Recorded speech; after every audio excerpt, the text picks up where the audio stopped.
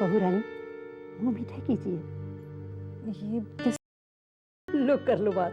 आप घर में वापस लौट के आई हैं इसलिए। हमने तो सारे शहर में मिठाई बांटी है। आप जब तक मुंह मीठा नहीं करेंगी तब तक मिठाई का क्या मोल। चलो चलो मुंह खोलो। बाद में खा लूंगी। अरे बाद में क्या, अभी खाइए ना। नहीं, आप यहाँ रख दीजिए, मैं बाद में खा लूंगी। जय आई, बड़ी मालकिन बुला, मैं अभी आती हूँ। जब तक आप मिठाई जरूर खा लीजिएगा। जी।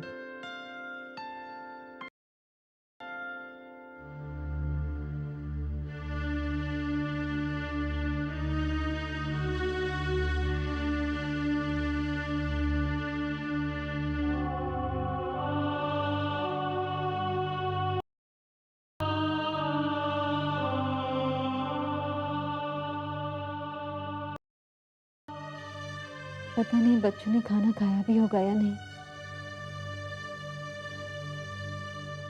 पता नहीं किस हाल में होंगे वो लोग।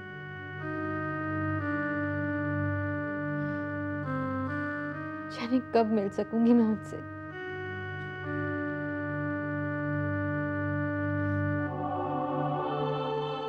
क्या करूं, क्या करूं।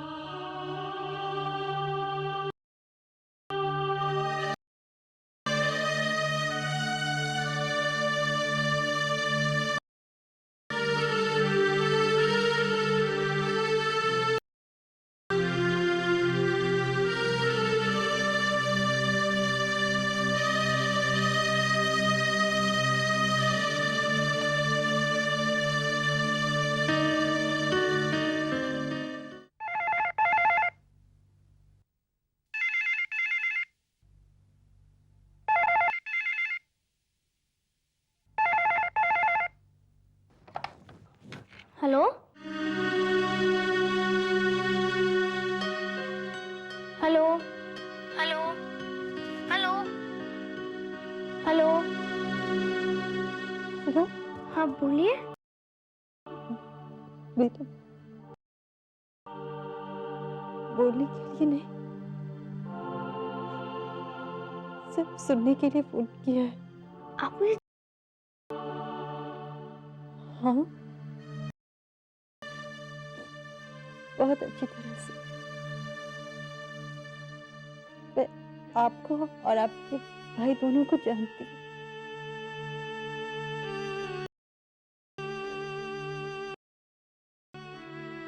कैसे आप कौन बोल रही है?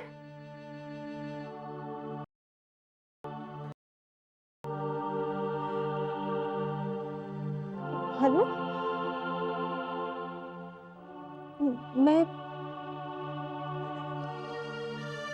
मैं रोजी आंटी की सहेली बोल रही हूँ। रोजी आंटी ने बहुत कुछ बताया है मुझे तुम्हारे बारे में। आप रोजी आंटी सहेली बोल रही हैं? रोजी आंटी कहाँ है? आपको नहीं पता? रोजी आंटी यहाँ पर नहीं है। कहाँ चली गई है रोजी आंटी? वो अब कभी नहीं लौटने वाली है। वो भगवान के घर में चली गई है।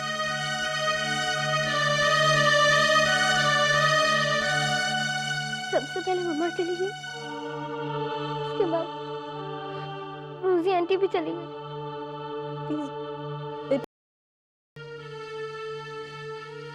आई प्रॉमिस, आप चुप हो जाओ, सब कुछ पहले जैसा हो जाएगा। बस थोड़े दिनों की बात है।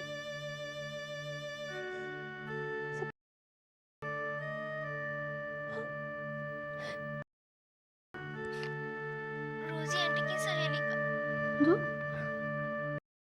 हेलो आंटी, प्लीज आप मत रोइए। प्लीज आंटी आप चुप हो जाइए।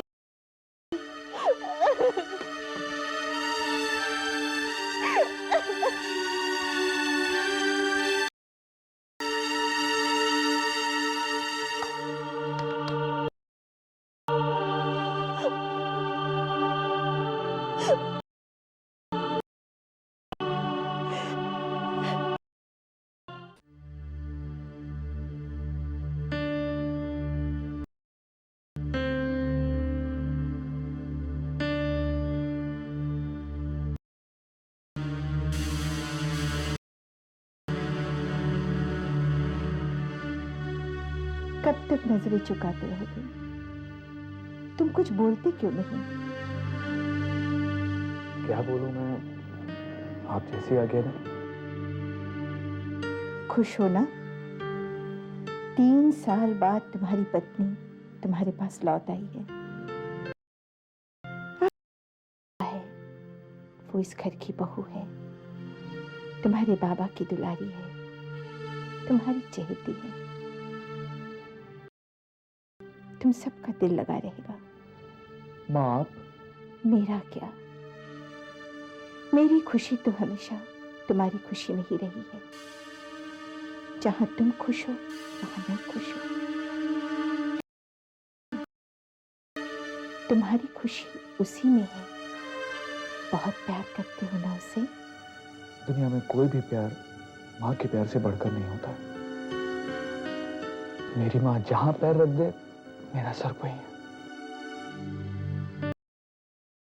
मैं जानती हूँ बेटा, मैंने तुम्हें जन्म नहीं दिया तो क्या, बेटा मुझसे बहुत प्यार करता है। लेकिन बेटे मुझे बस एक ही बात करना है, कहीं वो सब हो जाए। माँ मेरा कुछ नहीं बेटा, मुझे तो बस तेरी चिंता लगी। मैं तो बस भगवान से यही प्रार्थना करती, ठीक ठाक रहे और तू खुश रहे। मेरा क्या, मैं तो तीर्थ यात्रा को चली जाऊंगी। नहीं माँ, आप कहीं नहीं जाएंगे। मुझे छोड़कर आप कहीं नहीं जाएंगे। आप मैं भी आया माँ।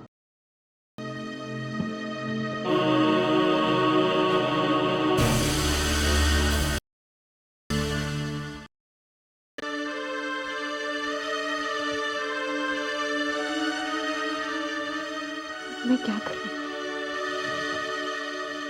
रोजी के मरने के बाद मेरे बच्चों की देखभाल करने वाला वहां कोई भी नहीं है, और अपने बच्चों को मैं रंजीत और डॉली जैसे इंसानों के बीच में अकेला नहीं छोड़ सकती। मुझे फौरन यहां से जाना ही होगा। इस तरह जज्बाती होकर रंजीत के सामने पहुंच गई तो ना तेरा कोई मकसद पूरा हो पाएगा और ना ही तू बच्चों की रक्षा कर पाएगी। तू जानती है रंजीत इंसान नहीं राक्षस है। तो क्या करूं? किसके भरोसे अपने बच्चों को? कोई भी तो नहीं है वहां ऐसा। कौन करे?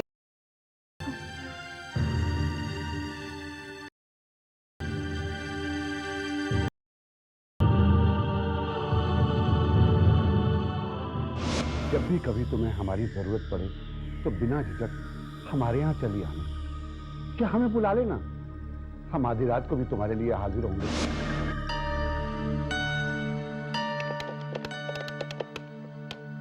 हेलो। हेलो माधव काका। कौन? काका मैं सुमन बोल रही हूँ। बेटी सुमन, कैसी हो तुम? कहाँ हो? काका मैं ठीक हूँ, लेकिन मेरे बच्चे बिल्कुल ठीक नहीं है। मुझे आपकी मदद चाहिए। हाँ हाँ बेटे बोलो, मैं तुम्हारी क्या खिदमत कर सकता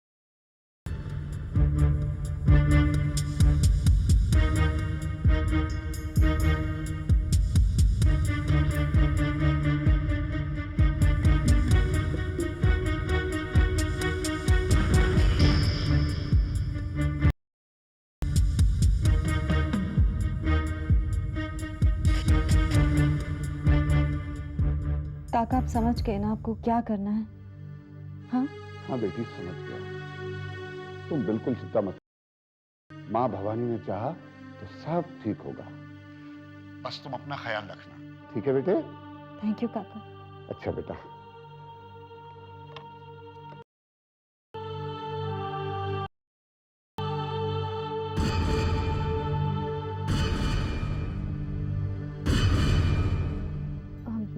वो मैं तेरी माँ को परेशान करने के लिए जी क्यों लौट कर आई हो तुम?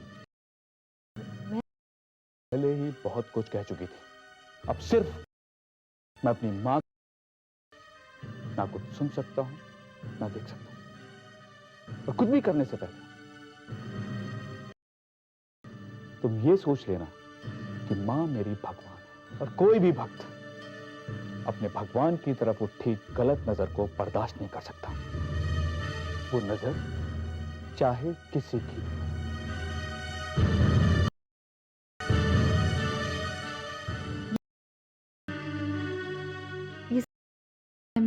मेरी कुछ भी तो समझ नहीं आ रहा है। अगर ऐसा ही रहा तो कैसे रह पाऊंगी मैं इस घर में, निभा पाऊंगी इस झूठे रिश्ते को कैसे? जीजा जी आप चिंता क्यों करते हैं? अगर मेरे रहते हुए आपको फिक्र करना पड़े तो लानत है मुझ पर। आप निश्चिंत हो जाइए, की सारी जिम्मेदारियां मेरी है। बस आप ये कुछ चेक्स हैं, ये साइन कर दीजिए, बाकी मैं सब संभाल लूंगा। ये किस लिए? अब ये वो कुछ ज्वेलर वाले को देने हैं, कुछ पैसे होटल वाले को देने हैं और कैटरर्स को एडवांस भी तो देना है। तो मेरी एक सलाह और मान लो, भी इस काम में शामिल कर। कह रहे हैं आप? अरे मानसी भी तो जो हमारी गुड्डू के लिए सब। पापा माफ कीजिएगा, हमें मामा जी की काबिलियत पर भरोसा रखना चाहिए। बेटा मैं कोई शक नहीं कर रहा हूं, मैं सिर्फ इतना कह रहा हूं कि ऐसे काम में जितने लोगों का हाथ लगे उतना अच्छा है। इस तरह धीरे धीरे मानसी बेटी भी हमारी आएगी और आखिर एक दिन तो संभालना है।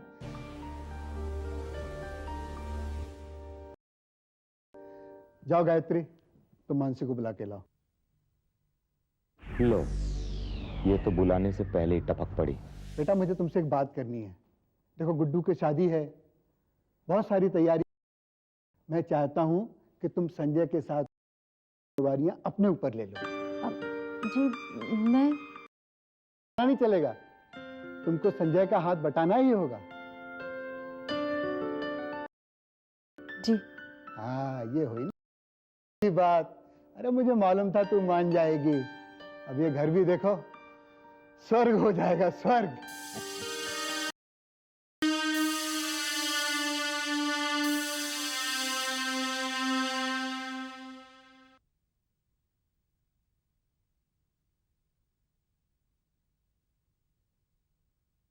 अरे मित्रा अंकल, आप? हाँ, मैं यूं ही यहाँ से गुजर रहा था, सोचा तुम लोगों से भी मिलता चलूं। बैठिए ना।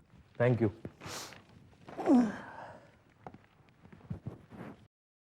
जब भी आता है नया प्रॉब्लम क्रिएट करके चला जाता है। अब समझो कि मुर्दों के साथ वफादारी करके कुछ नहीं मिलने वाला। कुछ पाना है, इसे जिंदा इंसान से वफादारी दिखाओ।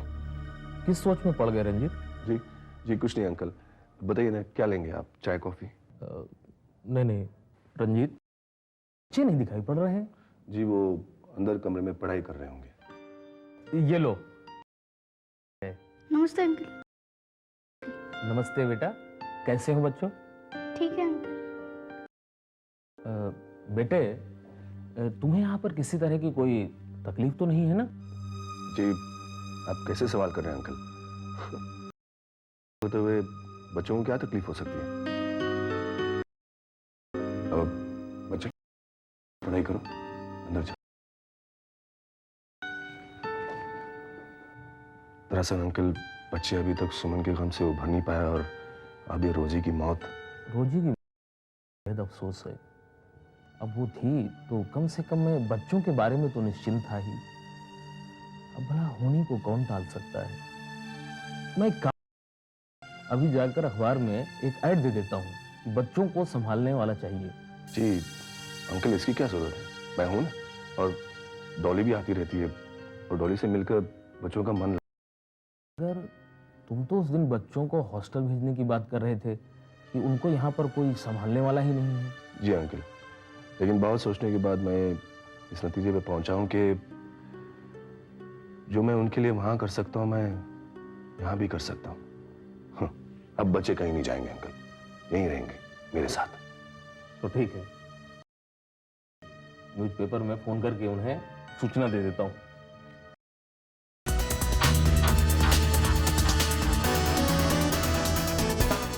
जिंदगी की जंग को हार के भी जीत जाए, ना डरे किसी से जो